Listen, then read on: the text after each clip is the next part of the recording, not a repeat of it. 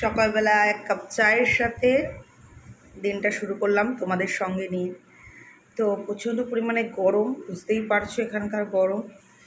তো সকালবেলা আমাদের কিন্তু ভোরবেলা রান্না হয়ে যায়। তো কটা বাজে না, 8:30 বাজেনি। তো রান্নার কিছু ডিশ হয়ে গেছে, কিছু এখনও হচ্ছে। তো চাটা খেয়ে আমিও যাব রান্নাঘরে। আর আমার কর্তা ওই রুমে টিভি দেখছে আর খাচ্ছে, চা মুড়ি এগুলোই খাচ্ছে। আর আমি নিয়ে বসেছি, এটার মধ্যে আর বিস্কুট নেই, তো ডাব্বাটা ধোবে যেহেতু, তাই একদম ডাব্বাটা নিয়েই বসেছি। তো চলো এখন এটা খেয়ে নিই, তারপরে রান্নাঘরে যাওয়া হবে। চলো।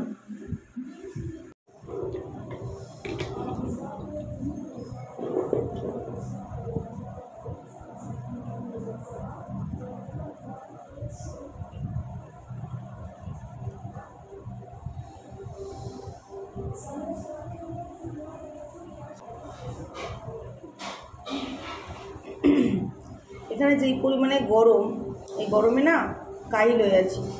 আর আমরা যেখানে থাকি সেখানে টেম্পারেচার একদম ঠান্ডা, ওখানে বৃষ্টি হচ্ছে, ওখানে ব্লোয়ার চালাতে হচ্ছে, বুঝতে পারছো ওখানে মানে কতটা আরাম। আর এখানটায় এতটা মানে পরিমাণে কষ্ট, মানে পাচ্ছি না। আর 3 দিন হাতে রয়েছে, তারপরে আবার নিজের গন্তব্যস্থলে ফিরে যেতে হবে। তো মা তো যেতে চাইছে না, বলছে 1 বছর এখানে থাকতে হয়, বাড়িতে থাকতে হয়। জানি না কী করবো, জানি না কি, মানে মা বলছে আমার সাথে যদি কেউ থাকার থাকতো তাহলে আমি এখানে থেকে যেতাম। কিন্তু আমার হাতে এখানে যদি রাত্রে শোয়ার জন্য যদি অন্তত থাকতো, সারাদিন চলো কাজের মধ্যে থাকলাম, একা থাকলাম।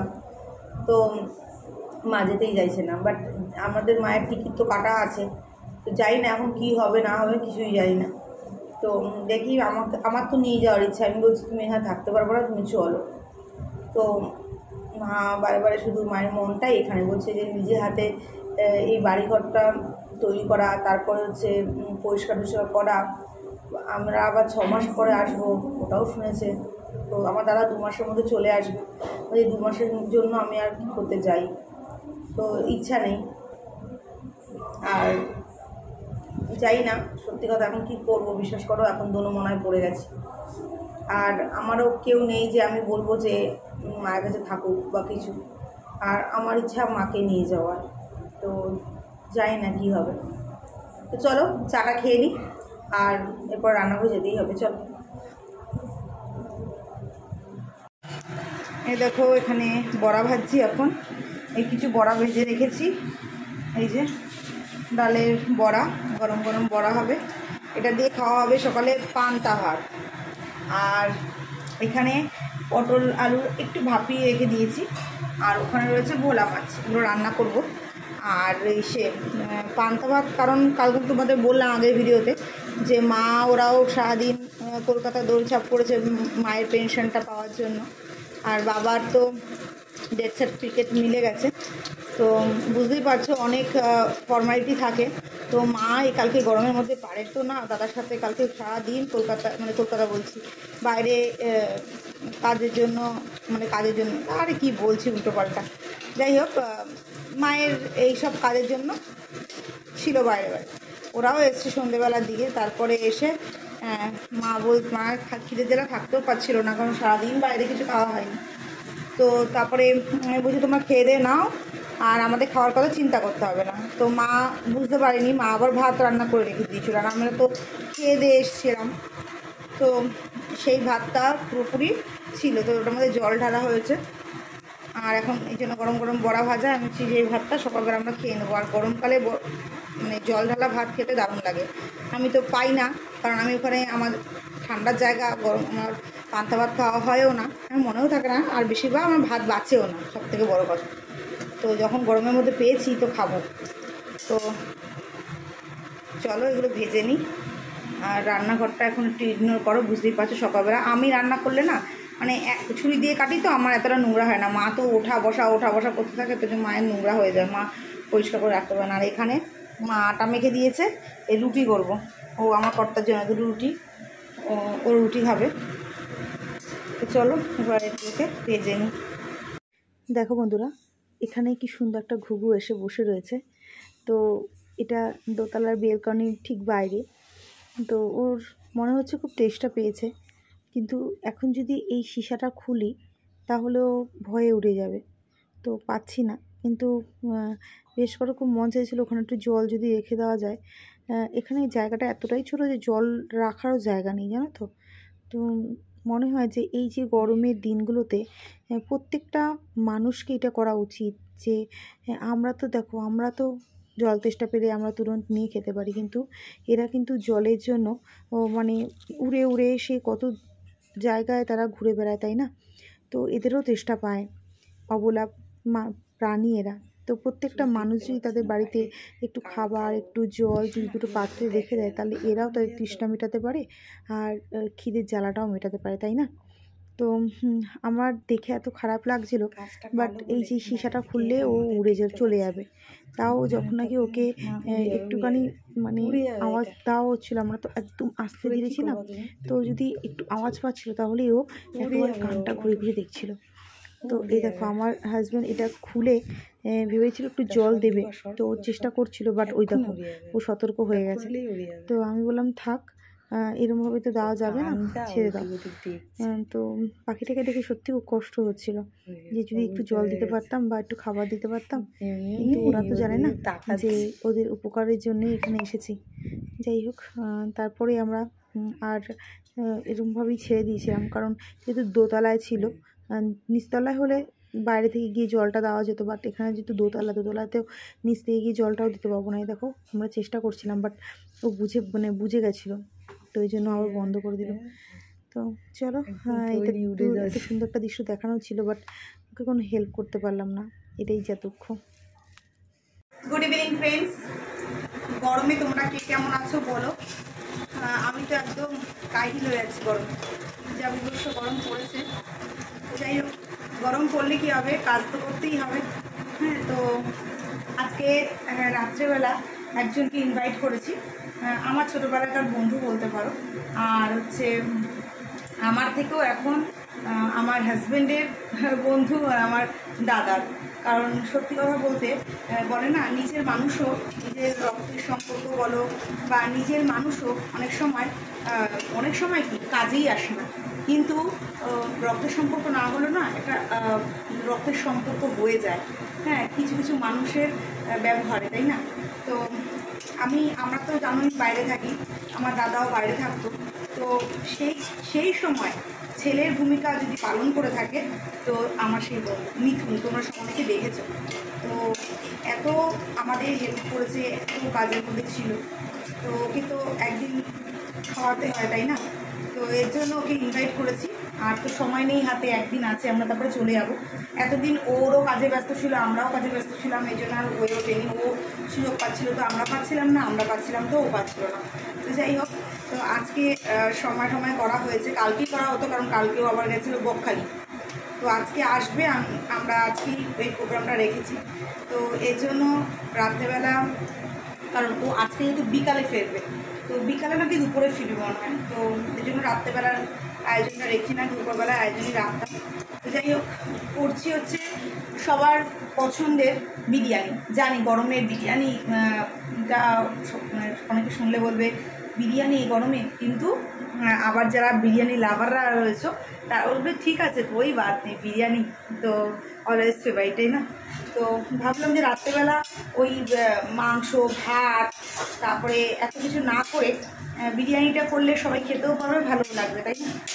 এইদিকে আলোটা লাগছে, তো জানালাটা খুলে রেখেছি, আর আমি এখন বানাচ্ছি বিরিয়ানি। তো চলো তোমাদের দেখাই। প্রসেসটা হয়তো পুরোপুরি দেখাতে পারবো না, কারণ আমার স্ট্যান্ড নেই, তোমরা জানো যে আমি কীভাবে এসেছি এখানে, তো একটু বলে দিই চলো। আর এই বিরিয়ানিটাই আমি আমার দেওরের বাড়িতে বানিয়েছিলাম, সবাই কত প্রশংসা করেছে সেটা তোমরাও দেখেছো। চলো দেখাই তোমাদের।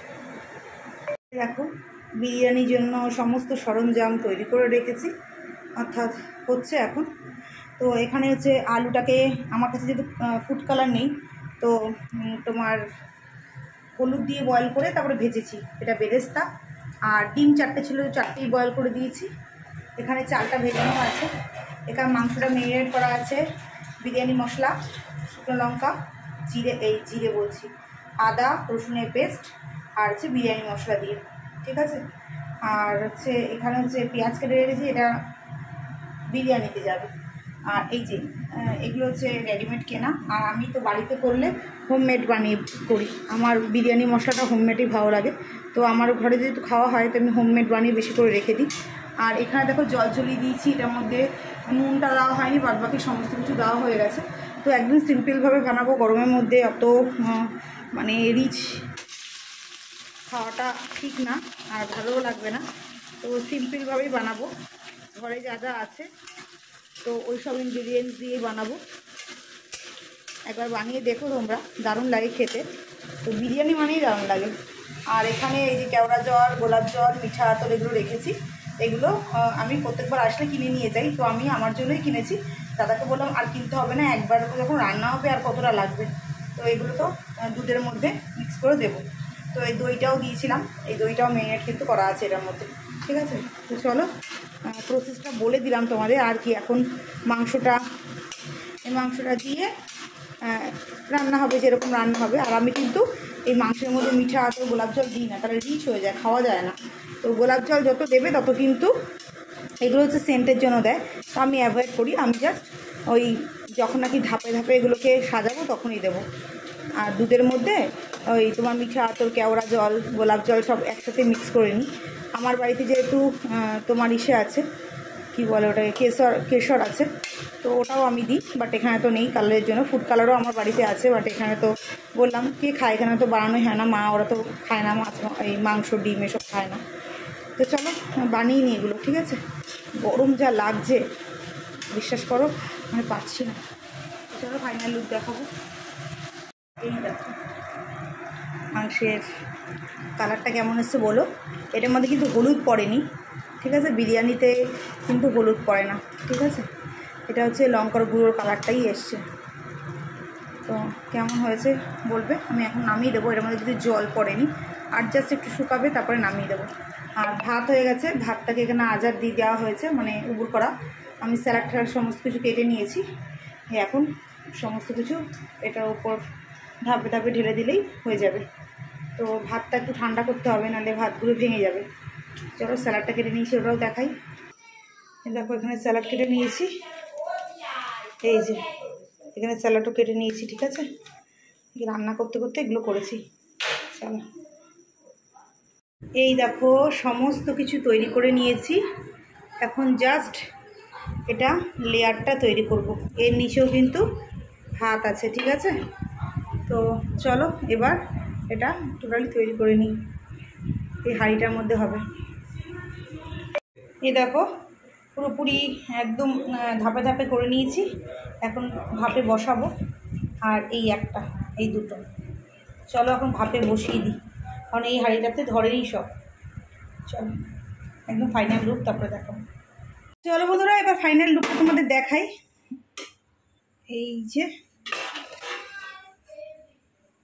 এই দেখো ফাইনাল লুক। এটা একদম পুরোপুরি তৈরি খাওয়ার জন্য। আমি দুটো তাওয়ার উপরে বসিয়ে রেখেছিলাম, মানে গ্যাস অন করে একদম সিমে। তো হয়ে গেছে। চলো বাচ্চাদের আগে দিয়ে দিই, এটাই আগে ভাঙি, তারপরে এটা ভাঙবো। তো আগে বাচ্চাদের দিয়ে দিই, তারপরে বড়রা বসবে। থালা নিয়ে নিয়েছি আমার 2 মেয়ের জন্য। চলো এই দেখো জাস্ট বলবে বিরিয়ানি কালারটা কেমন এসছে। আমি কিন্তু কোনো ফুড কালার ইউজ করিনি, তোমরা দেখেছো। জাস্ট আমার দুধের মধ্যে আমি হালকা হলুদ দিই, তো হলুদেই এই কালারটা এসেছে।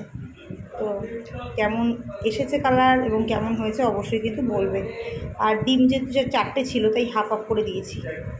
তো এই দেখো এটা আমার পুচকুর, ওদের স্যালাড দিয়ে দিয়েছি। হ্যাঁ হ্যাঁ রেস্টুরেন্টের মতো। আচ্ছা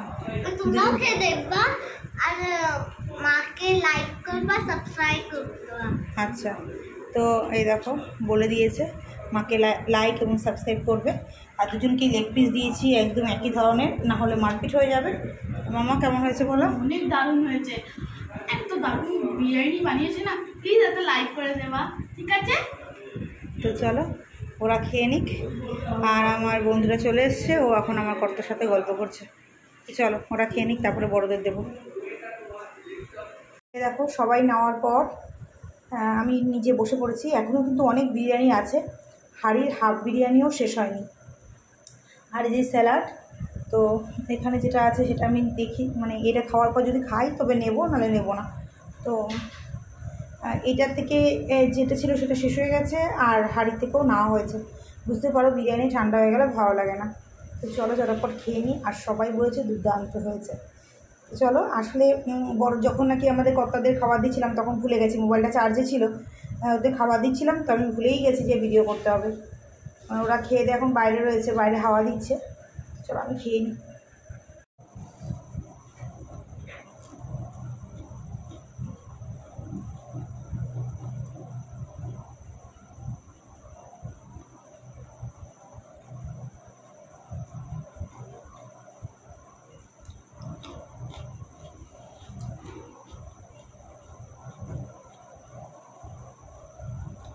বন্ধুরা, বিশেষ করো নিজেই বানিয়েছি বলে তার মানে অহংকার বা প্রশংসা করব না, দুর্দান্ত হয়েছে।